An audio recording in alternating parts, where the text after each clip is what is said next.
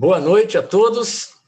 É sempre muita alegria poder estar aqui através do nosso site www.cristofilos.org para trazer para vocês essas verdadeiras pérolas que são as palestras que os nossos amigos preparam para nos aliviar o coração, aumentar a nossa capacidade de reflexão, enfim. É sempre uma alegria muito grande, especialmente hoje a gente tem aqui a Rosa, que vai trazer mais um tema fascinante. Eu sou suspeitíssimo, porque é um tema que tem tudo a ver com a minha vida profissional, então aqui estou curioso para ver o que a Rosa tem para trazer aí para nós. Mas antes de passar a palavra para a Rosa, como nós sempre fazemos, para aumentar ainda mais a nossa ambientação, a nossa conexão com os nossos amigos espirituais, com os nossos irmãos cristófilos, eu escolhi uma página, uma mensagem do Emmanuel, ditada ao nosso inesquecível Chico Xavier, que consta do livro Fonte Viva, e a mensagem número 65, que tem o título Não te enganes. E tem, como sempre, uma passagem evangélica, no caso aqui é a de Paulo, na segunda epístola aos Coríntios. Ele falou assim: olhais para as coisas segundo as aparências? Se alguém confia de si mesmo que é do Cristo, pense outra vez isto consigo, que assim como ele é do Cristo, também nós do Cristo somos. Então, Emmanuel fala o seguinte: não te enganes acerca da nossa necessidade comum no aperfeiçoamento. Muitas vezes, superestimando nossos valores, acreditamos-nos privilegiados na arte da elevação. E em tais circunstâncias, costumamos esquecer impensadamente que outros estão fazendo pelo bem muito mais do que nós mesmos. O vagalume acende leves relâmpagos nas trevas e se supõe o príncipe da luz, mas encontra a vela acesa que o ofusca. A vela empavona-se sobre um móvel doméstico e se presume no trono absoluto da claridade. Entretanto, lá vem um dia em que a lâmpada elétrica brilha no alto, embaciando-lhe a chama. A lâmpada, a seu turno, ensoberbece-se na praça pública, mas o sol, cada manhã, resplandece no firmamento, clareando toda a terra e empalidecendo todas as luzes planetárias, grandes e pequenas. Enquanto perdura a sombra protetora e educativa da carne, quase sempre somos vítimas de nossas ilusões. Mas envoltando o clarão infinito da verdade com a renovação da morte física, verificamos ao sol da vida espiritual que a providência divina é glorioso amor para a humanidade inteira. Não troques a realidade pelas aparências. Respeitemos cada realização em seu tempo e cada pessoa no lugar que lhe é devido. Todos somos companheiros de evolução e aperfeiçoamento, guardados ainda entre o bem e o mal. Onde acionarmos a nossa parte inferior, a sombra dos outros permanecerá em nossa companhia. Da zona a que projetarmos a nossa boa parte, a luz do próximo virá ao nosso encontro. Cada alma é sempre uma incógnita para outra alma. Em razão disso, não será lícito erguer as paredes de nossa tranquilidade sobre os alicerces do sentimento alheio. Não nos iludamos.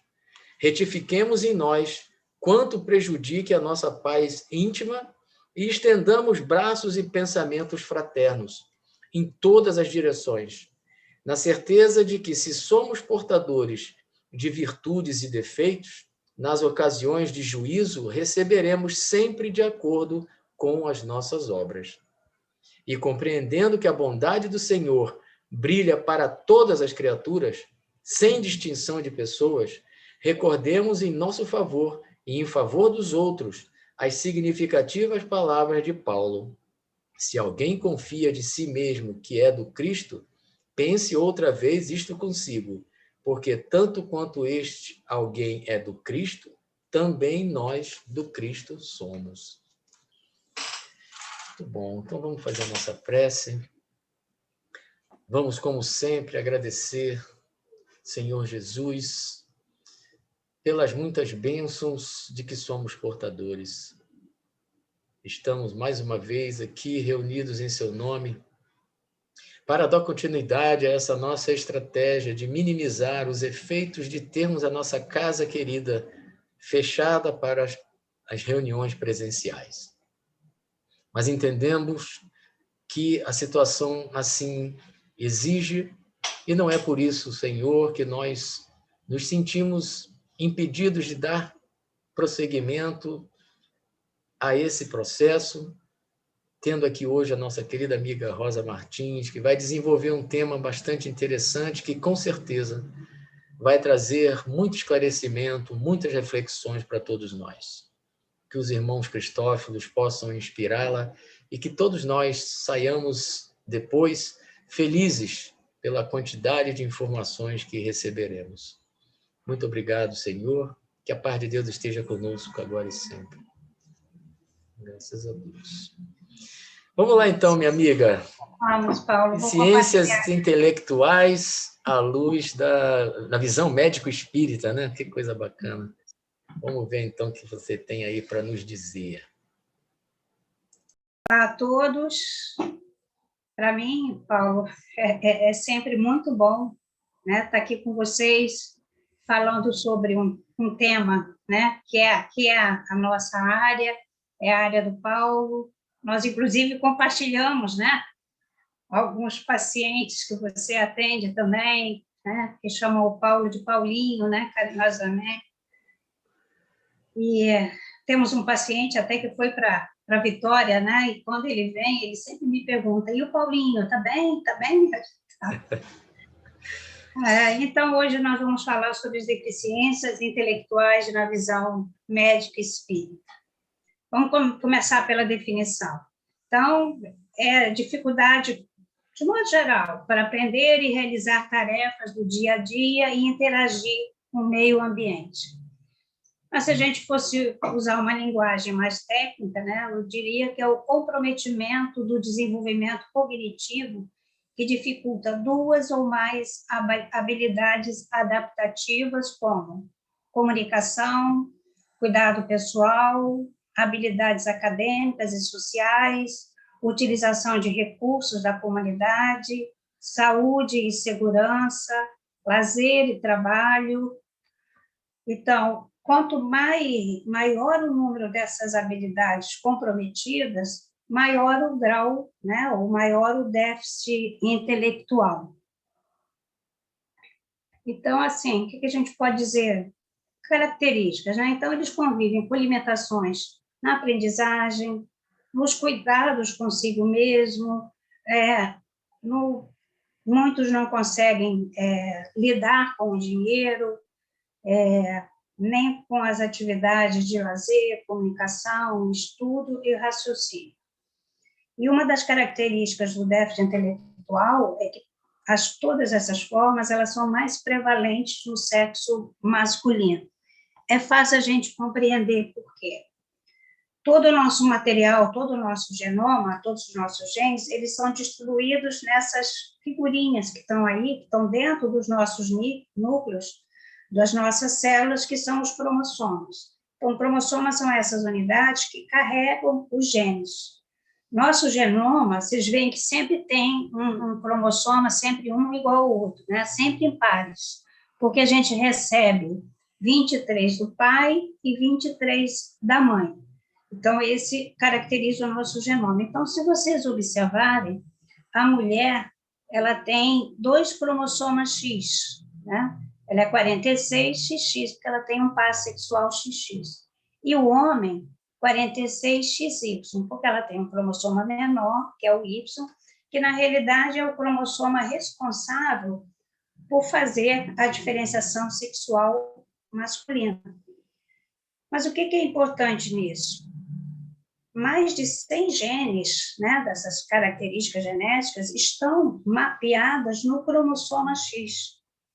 Então, a mulher, como ela tem 2 cromossomas X, ela tem reservas de todo esse material genético do cromossoma X. Então, se ela tiver uma mutação ou mais em um dos cromossomas, o outro cromossoma X vai compensar. O homem, como ele só tem um cromossoma X, ele sempre vai ter uma expressão, uma consequência dessas mutações. Fomos protegidas pela energia divina que nos governa? Fomos, porque é a mulher que é responsável pela continuidade da espécie, né? Através da gestação, a continuidade da espécie, de todas as espécies na Terra. Então, talvez por isso a gente tenha essa característica, né? E, com isso, a deficiência é prevalente no sexo masculino, mais prevalente no sexo masculino do que no sexo feminino, tá? Em relação aos tipos, nós temos a deficiência intelectual leve, ocorre em 3 a 5% da população geral, então, se vocês quiserem fazer a conta, vocês já veem como ela é frequente na população geral, mas, geralmente, como eles não têm dismorfias, aparentemente são pessoas normais, na infância, geralmente, eles são confundidos como dispersos, preguiçosos, mais velhos são chamados, fulano não tem iniciativa, como se eles não tivessem iniciativa, porque você olha, né? Aí você vê o cérebro e o corpo, eles desenvolvem-se de forma normal. Então, ela não é nem para ser considerada como uma doença, ela é para ser considerada como uma característica. Na infância, os pais culpam a professora, falam que ele é muito bagunceiro, que as professoras não têm paciência, mas também botam a professora particular, depois diz que a professora particular também não se esforçou. Sempre vão tentando arrumar uma desculpa, porque você associa qualquer deficiência a alguma malformação que você veja. E você geralmente está de frente a crianças que nasceram normais, andaram, falaram tudo em tempo certo. Até os 2, 3 aninhos pareciam até que eram crianças muito desenvolvidas, e a partir de uma certa época, às vezes são meio retraídos, às vezes não, mas quando eles chegam começam a ir para a creche ou começam a parte da alfabetização, aí tem muita dificuldade. E, geralmente, são crianças que conseguem ir melhor, às vezes elas até conseguem ir até a 3ª, 4ª, 5ª série, mas depois elas entram naquele esquema que existe aqui no Brasil, que é naquela aprovação automática, e quando chega no que seria o correspondente ao 2º grau de antigamente, então elas vão para o ensino adaptado, né? Mas as mães, assim, às vezes elas falam, doutora, a escola é muito ruim, olha, ele está na 3ª série, mas ele não sabe ler. Na verdade, não é a escola que é ruim. Na verdade, a escola está mantendo a inclusão daquela criança no meio, porque ela vai aprender, ela sempre vai aprender, ela sempre vai progredir, tá? Mas, de qualquer modo, né, é uma característica que a família deve estar atenta até para ela poder agir, né, para que essa criança possa ser encaminhada para um acompanhamento multidisciplinar para que possa vencer essas dificuldades. Então, assim, o que compromete aquela criança é a expressão da inteligência. Às vezes, os pais têm até dificuldade para entender, dizem assim, mas é tão inteligente para uma coisa e quando chega na escola não é, né? Fica difícil de ser, né? Mas o acompanhamento multidisciplinar, o ensino adaptado, pode ajudar a essas crianças e adolescentes a terem, na idade adulta, até uma autonomia social. A gente lembra que 10% das grandes empresas, indústrias, elas contratam pessoas com qualquer deficiência, inclusive a deficiência intelectual leve, né? Então, elas podem ser inseridas, sim, em mercado de trabalho, dependendo do potencial de responder a esse acompanhamento multidisciplinar. Então, tem as formas moderadas e severas, essas realmente são mais raras na população geral, são 3 a 5 para 1000. Nesses casos, já existe pouco desenvolvimento das células cerebrais, você pode ter microcefalia, aquela cabecinha que é um pouquinho menor do que o normal, pode ter a encefalopatia crônica da infância, que é aquelas convulsões severas, reentrantes, pode ter outras malformações congênitas, de coração, de rim, dismorfias, quer dizer, pode ter outros comprometimentos, né? Mas, assim, existe uma pergunta que é comum. Por quê? Né? Geralmente, quando eles procuram aconselhamento genético, já estão fazendo o acompanhamento multidisciplinar. Eles querem saber por quê. Por que com o meu filho? Por que na minha família? E aqueles que já são mais velhos, né? já chegaram a uma determinada idade, eles querem saber por quê. Por que os meus colegas conseguem fazer a prova e eu não consigo se eu escuto as mesmas aulas? E por quê? Né? Então, esses porquês, eu sempre digo que, para quem estuda a doutrina espírita, é muito mais fácil para nós entendermos esses porquês. Porque a gente tem sempre que relembrar o que nós aprendemos com a doutrina espírita e que o padre Teilhard de Chardin, que é um padre filósofo francês, tem uma frase dele que ficou muito famosa, até por ser dita por um padre católico. Não somos seres humanos vivendo uma experiência espiritual. Nós somos seres espirituais vivendo uma experiência humana. E para essa experiência humana, pode ser importante passar pela experiência da deficiência intelectual. Então, o espírito, ele renasce na Terra, animando o corpo físico com as características necessárias para essa nova oportunidade de crescimento, evolução, resgate, reconciliações com outros espíritos durante a sua estadia na Terra.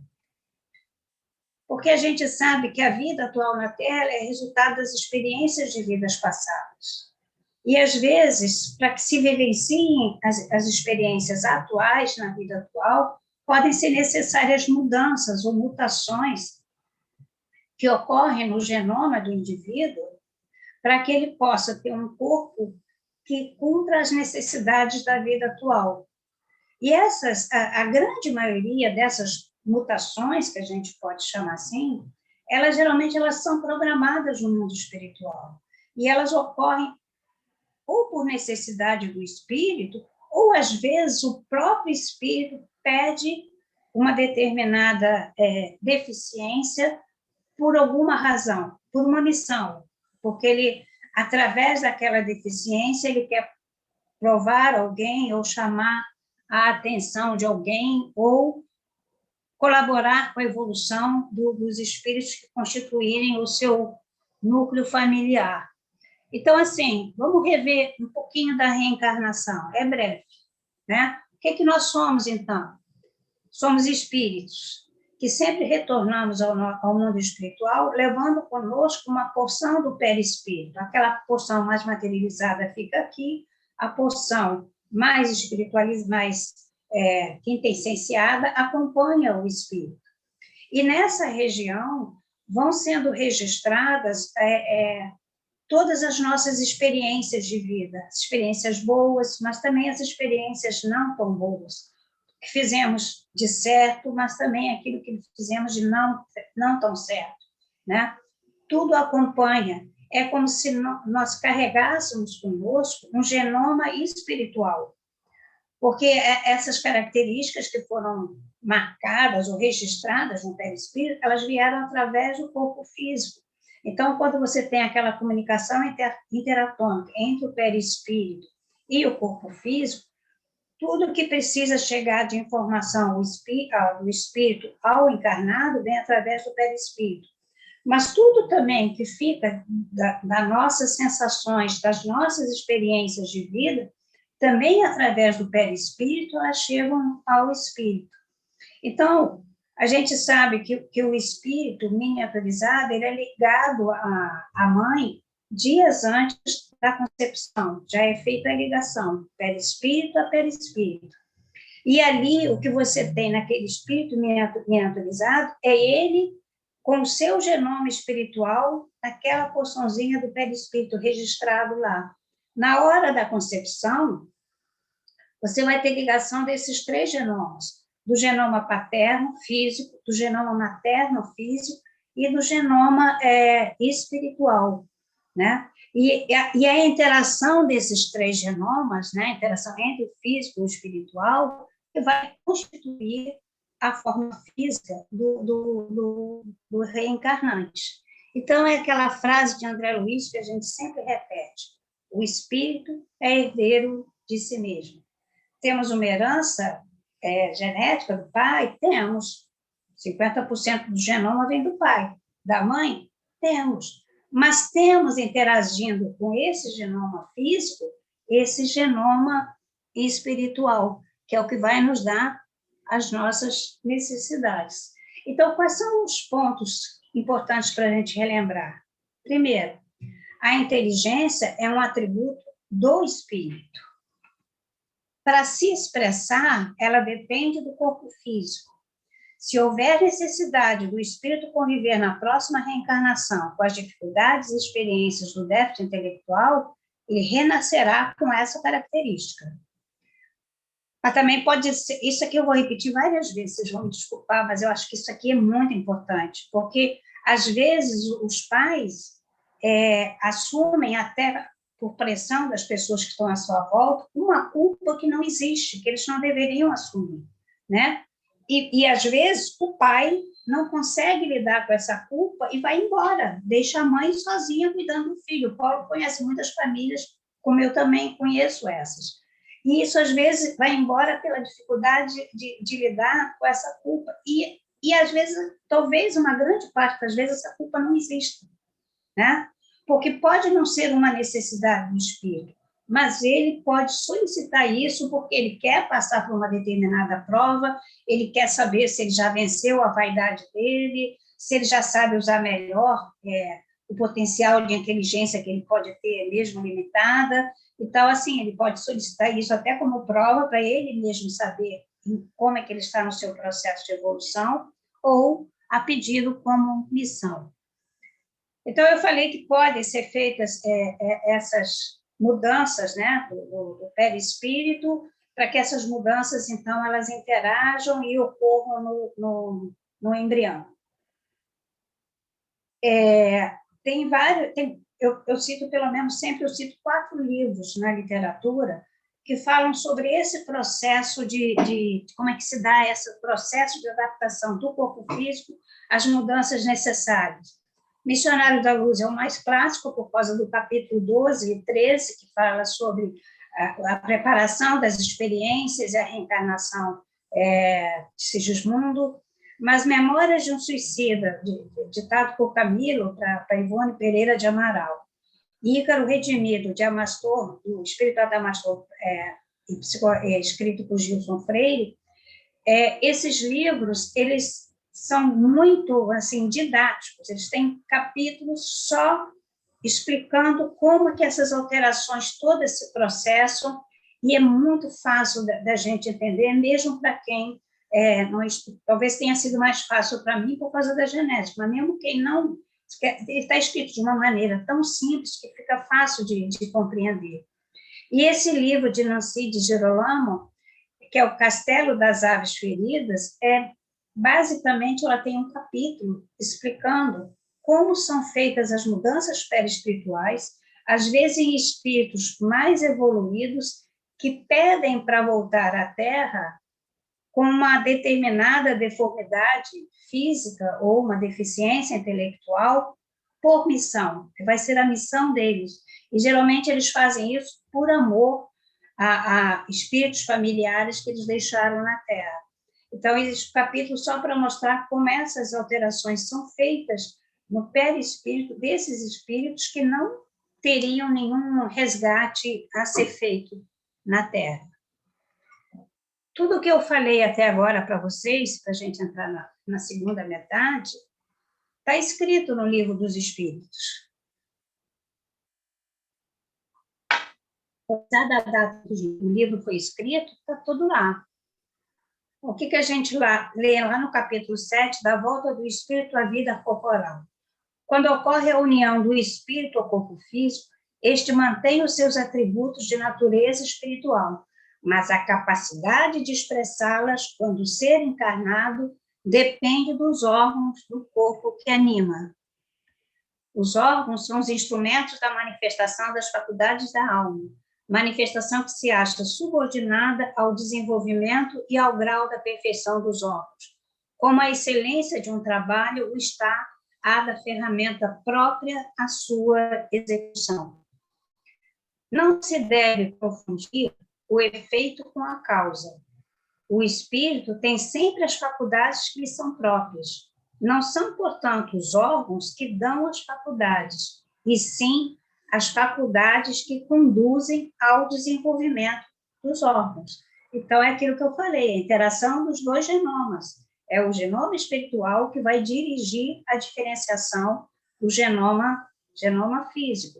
Né? Nessas perguntas, eles dão aquele exemplo do violonista ou do pianista, que eles podem ser exímios músicos, né? Eles podem ser extremamente bons, né? Famosos, mas se entregarem para eles um piano desafinado ou mal regulado, ou um violino ou um violão desafinado ou sem faltando uma corda, eles, por melhor que eles sejam, eles não vão conseguir fazer uma boa música. Então, eu acho que esse exemplo deles é muito claro e muito fácil da gente compreender as limitações que, às vezes, o corpo físico pode dar. O que é importante? Os espíritos que renascem um corpo com uma deficiência ou mais, eles devem ser aceitos independente do órgão afetado. Ainda existe um preconceito, né? Ainda as famílias ficam chocadas quando a criança nasce com problema de coração, quando nasce com problema de visão, da pele, ou nasce surda, a família aceita, mas ela tem muito mais dificuldade de aceitar quando é deficiência intelectual.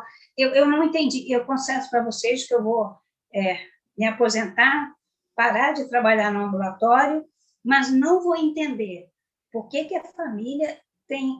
Você sente, às vezes, o preconceito, né? Quando a avó acompanha, logo faz questão de dizer que na família dela não tem disso, que deve ser da família da nora, ou se for a mulher que vai, então é da família do genro. Esse preconceito eu realmente não consigo entender. Porque lá na questão 375, o que a gente lê?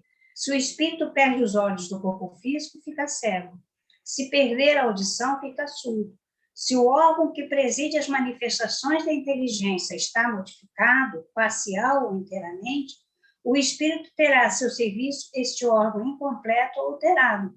Resultará que ele, por si mesmo, no seu fórum íntimo, ele, espírito, tem perfeita consciência, mas cujo curso de sua deficiência não lhe está nas mãos de ter. E cabe à família o quê? Cabe à família dar todo o amparo e todo o apoio que esse espírito precisa para lidar com isso. Então, relembrando, a inteligência não é uma característica do corpo físico, mas do espírito que o habita.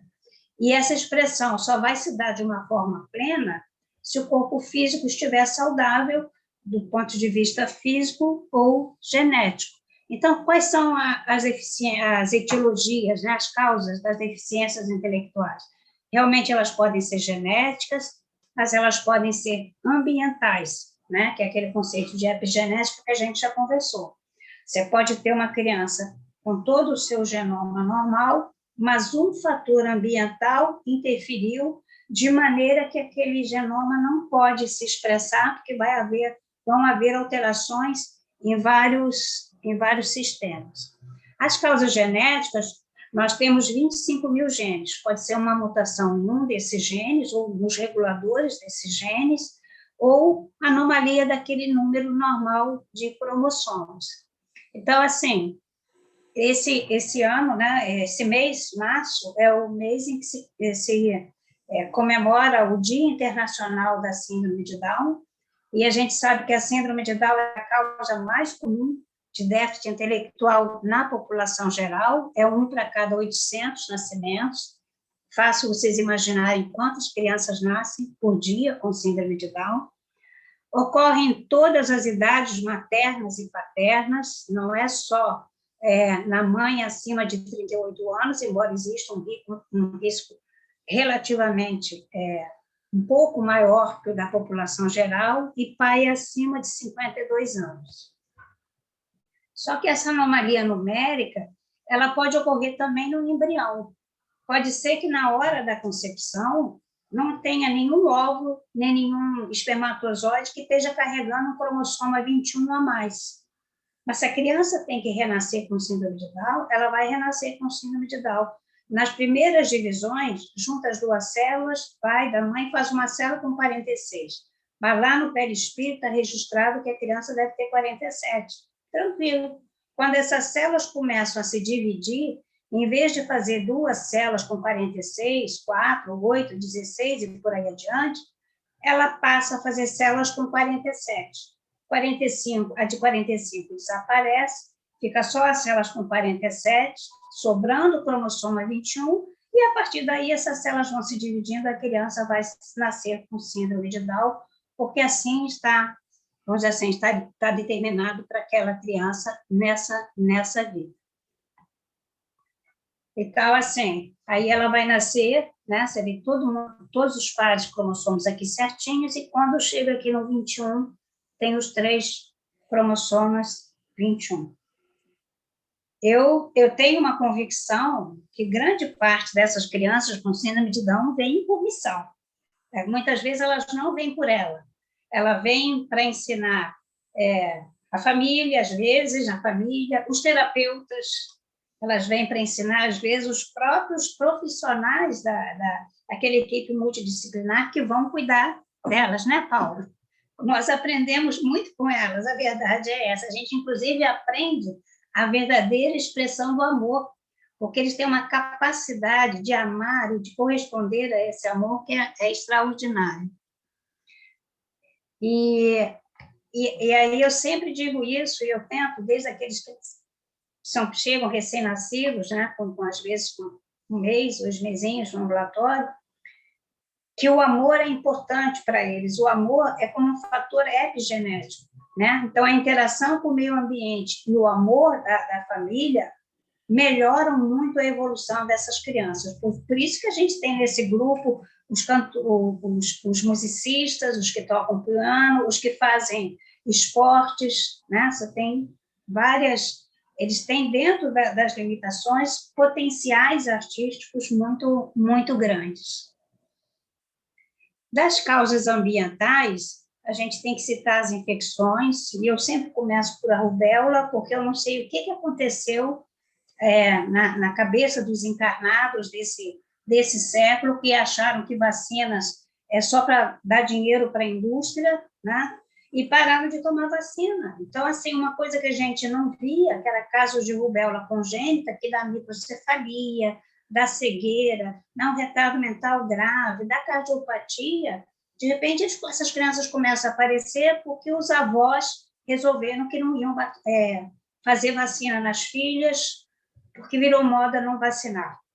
A gente tem que tomar muito cuidado com isso, porque a gente voltou a ver criança fazendo meningite por causa de sarampo, e às vezes ficando com deficiência intelectual por causa do quadro grave que fez da meningite. Então, assim, a gente tem que parar e pensar e agradecer pela evolução da ciência que nos dá as vacinas para exatamente a gente possa evitar essas infecções para aqueles que não têm que passar por nenhuma, para aqueles que não precisam passar por nenhuma prova. Doenças crônicas, né, da gestante, como diabetes, uso de drogas durante a gestação, lesões cerebrais que podem ocorrer em qualquer época da vida, como eu citei, como as formas graves de meningite, acidente anestésico, a criança entra bem e sai com lesão cerebral, cultura de aneurisma, que pode acontecer também na infância ou na adolescência, levando a lesão de grande parte do cérebro, traumatismos cranianos, né? Então, assim, Se houver necessidade, ou se até o mundo espiritual, de repente, achar que é melhor que aconteça alguma coisa, porque o espírito não está conseguindo ir bem naquela encarnação, a gente sabe que a gente não está sozinho, tem um amparo, e muitas vezes aquilo que a gente acha que é um mal, na realidade vem em socorro de um espírito que estava precisando de ajuda. Bom, e a etiologia espiritual? O espírita gosta muito de saber, né, também, o que será que ele fez na vida passada? Nada. Também não há como saber a razão espiritual, porque um espírito renasce na Terra com déficit intelectual, a gente não tem como saber. Pode ser necessidade de resgate do espírito? Pode. Pode ser recuperação do perispírito? Pode. A pessoa pode ter suicidado na encarnação anterior, deu um tiro na cabeça, lesou as células cerebrais, as células perispirituais estão lesadas, elas precisam ser recuperadas, é preciso passar pelo processo de reencarnação, e aí, então, mas aquele perispírito lesado vai levar a lesão ainda para as células cerebrais, e a criança pode nascer com consequências disso. Mas eu não vou ter certeza, eu não vou saber. Como uma prova aceita, mas também pode ser uma prova solicitada, como uma missão. Mas eu diria para vocês que, na grande maioria das vezes, o que você tem é um conjunto de fatores, né? Os instrutores do mundo espiritual, às vezes, eles aproveitam uma reencarnação para várias coisas que devem ser feitas. Eu sempre falo que todos nós que estamos aqui na Terra temos expiações a fazer, temos provas por que passar, mas também todos somos missionários, de certa maneira, né? Todos também temos as nossas missões, né? Algumas são poucas, até porque a gente ainda não tem essa capacidade de se doar, como teve Madre Teresa de Calcutá, né? Como Chico Xavier. Nós ainda não estamos nessa capacidade de doação assim tão grande, né? Então, mas pequenas missões todos nós temos também. Então, assim, o que é importante a gente saber? A causa, a razão, vou pedir uma... Eu já ouvi esse tipo de pergunta. A doutora, a senhora é espírita? Não tem como perguntar lá na reunião mediúnica por que meu filho nasceu assim? Eu falei, não tem não. Fala assim, não tem não. O espírito não responde isso não, porque às vezes não tem causa nenhuma. Essa que eu respondo, às vezes não tem causa nenhuma. Às vezes a causa está lá na casa, não está na vida dele anterior, né? Então, assim, o que é importante? Eu falo isso para eles, que o espírito que estão ali, que anima o corpo de um deficiente intelectual, está lá na questão 371. Eles não são de natureza inferior, eles são mais inteligentes do que pensam, eles sofrem com a insuficiência dos meios que têm para se manifestar, como o mudo sofre por não poder falar. Então, assim, pode haver necessidade do resgate do espírito? Pode. Lá no Céu e Inferno, na primeira parte, está lá escrito, no capítulo 7, né? Fala sobre as penas futuras. É na vida corpórea que o espírito repara o mal de anteriores existências, pondo em prática resoluções tomadas na vida espiritual. Assim se explicam as misérias e vicissitudes mundanas, que à primeira vista parecem não ter razão de ser. Justas são elas, no entanto, como espólio do passado, herança que serve à nossa romagem para a perfectibilidade. Paulo, eu já falei quanto tempo? Não, pode seguir. Pode seguir. Pode seguir. Eu começo a falar e... Tá.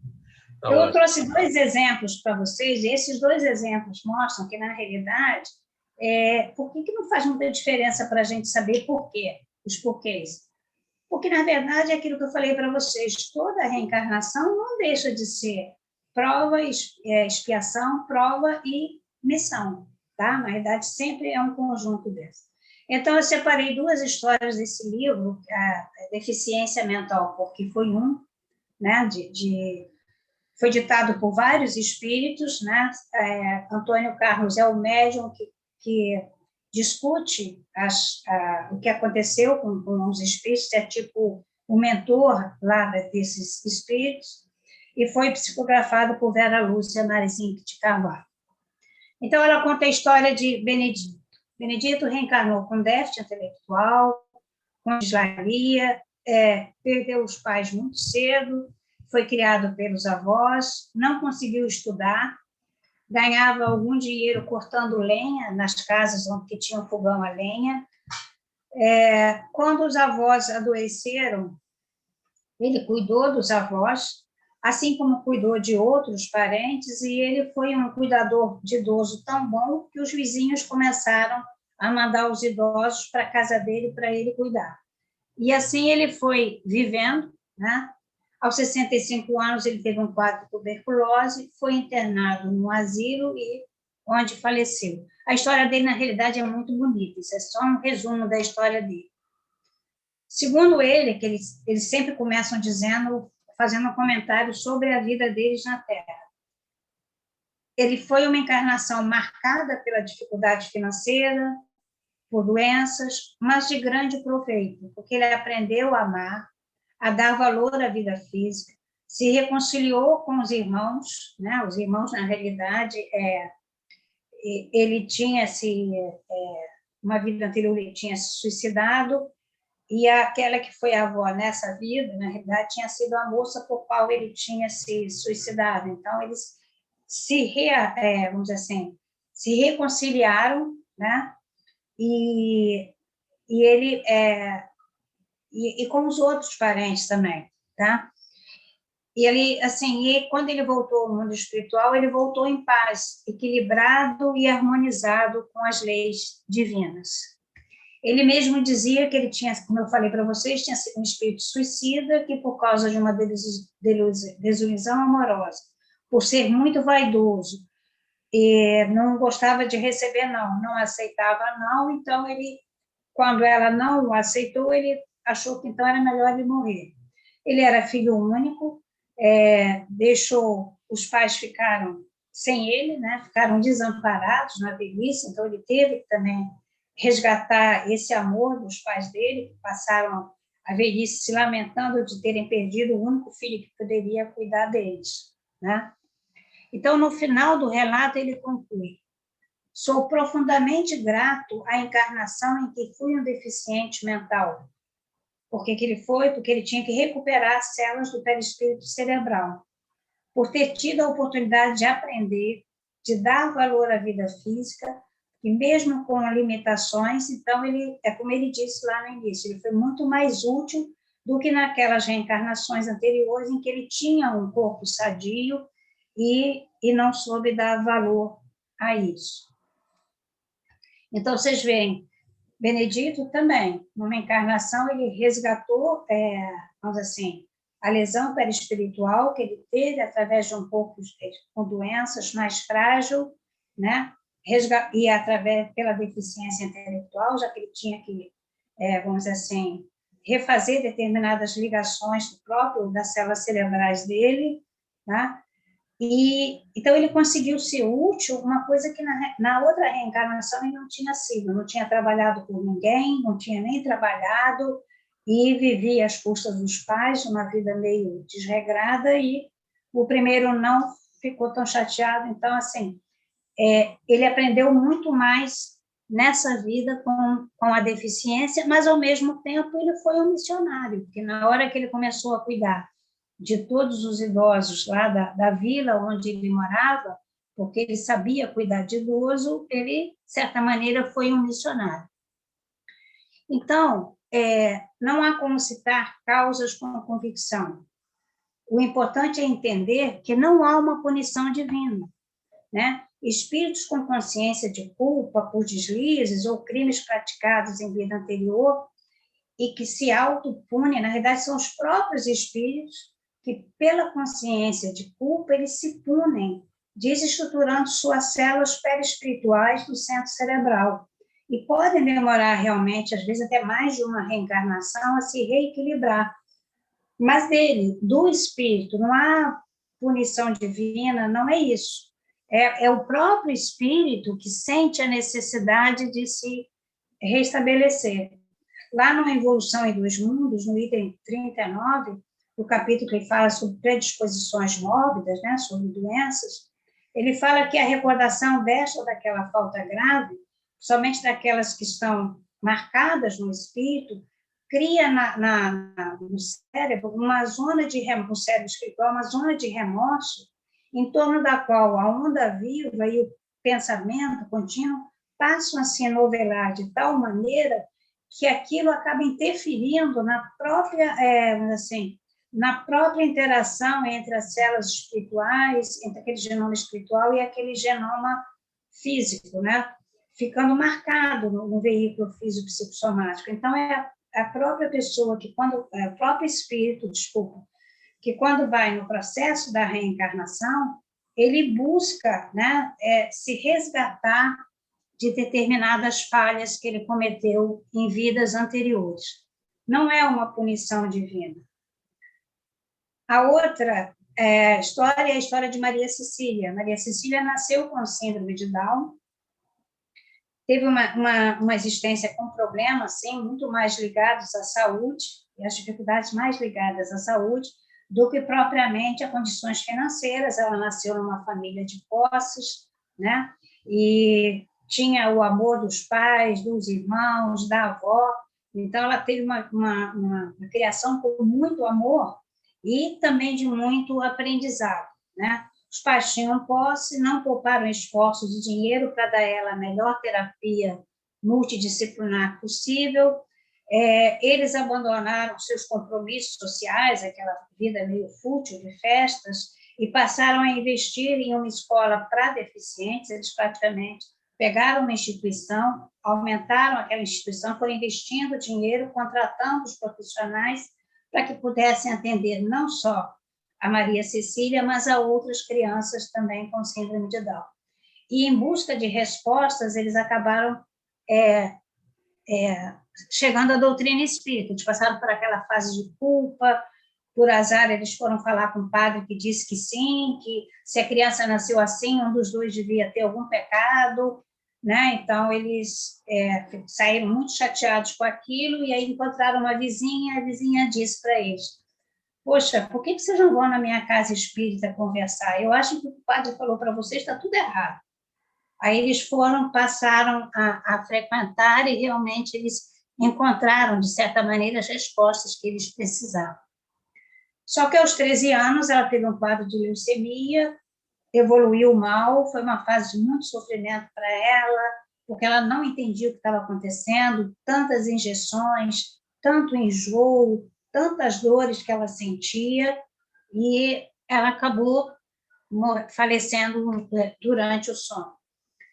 No mundo espiritual, ela soube, então, que na vida anterior ela tinha sido muito inteligente, muito vaidosa, mas quando ela soube, naquela vida que estava com câncer, ela preferiu o suicídio a passar pelo sofrimento do tratamento. Ela era vaidosa demais para passar por uma quimioterapia e perdeu o cabelo. Então, ela preferiu, porque ela também não tinha religião nessa época, então ela achou que morria, acabava, ela teve os seus atenuantes nesse suicídio. Por isso, a necessidade que ela teve de passar pela prova de uma vida em que ela conseguiu amar, ser amada, mas com limitação da inteligência para ela aprender a valorizar a vida. Sua missão, né, por ela, segundo ela, né, seus pais abandonaram uma vida fútil, passaram a investir e cuidar da assistência a portadores de deficiência intelectual que não tinham como marcar com as despesas do tratamento. Então, eles tinham essa instituição para que as crianças que não podiam pagar pelo tratamento pudessem ir para isso. Então, essa foi a missão delas, de dar um rumo na vida dos pais. Estou acabando, Paulo. Então, são inúteis as reencarnações em corpos físicos deficientes? Eu acho que vocês todos vão ter a mesma resposta, né? Lógico que não. O modo como o espírito se comporta durante essa reencarnação interfere no seu processo evolutivo. Durante a emancipação do corpo físico, no sono profundo, o espírito tem plena consciência de suas limitações físicas. Pode conversar com o mentor espiritual, espíritos familiares, ser consolado estimular a seguir o tempo necessário para o resgate, conclusão da prova ou da missão a que se propôs. Para todos os familiares, amigos, médicos, terapeutas envolvidos nessa programação, sempre haverá muitos aprendizados, como eu falei no início, como eu e o Paulo temos aprendido o que é, na realidade, na sua essência, o verdadeiro amor, né, pelo próximo. E essas crianças, elas realmente dão muito amor. As crianças, os jovens, adolescentes, eu tenho pacientes com síndrome de Down que eu acompanho, né, 45 anos acompanhando, né? Acompanhei desde que eles nasceram, adolescência, a idade adulta, e agora sinto pena porque o envelhecimento deles é mais rápido, né? Então, assim, dá uma certa dó vendo também, às vezes, o envelhecimento se acelerando. Mas é muito amor, gente, vocês podem ter certeza disso. E eu acho que, para mim, a missão deles foi realmente me ensinar a reconhecer o que é o verdadeiro amor. Muito obrigada. Muito bom, Rosa.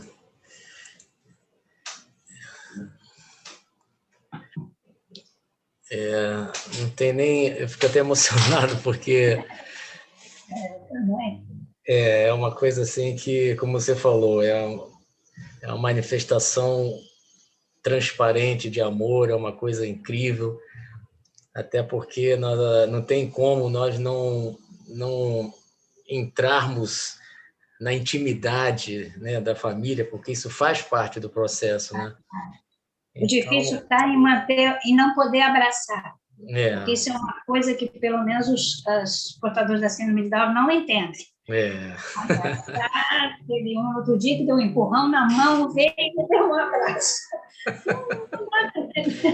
A gente tenta dizer, não, a gente cumprimenta assim, a gente abraça assim, né? Mas, às vezes, eles dizem, não vou embora sem abraço. Pois é, minha amiga, parabéns mais uma vez, ótimo, né? Não poderia nem ser diferente pela experiência, como todo mundo, ou pelo menos a maioria dos que estão nos vendo sabem que você é médica, geneticista e que tem um trabalho maravilhoso junto a essa parcela da população.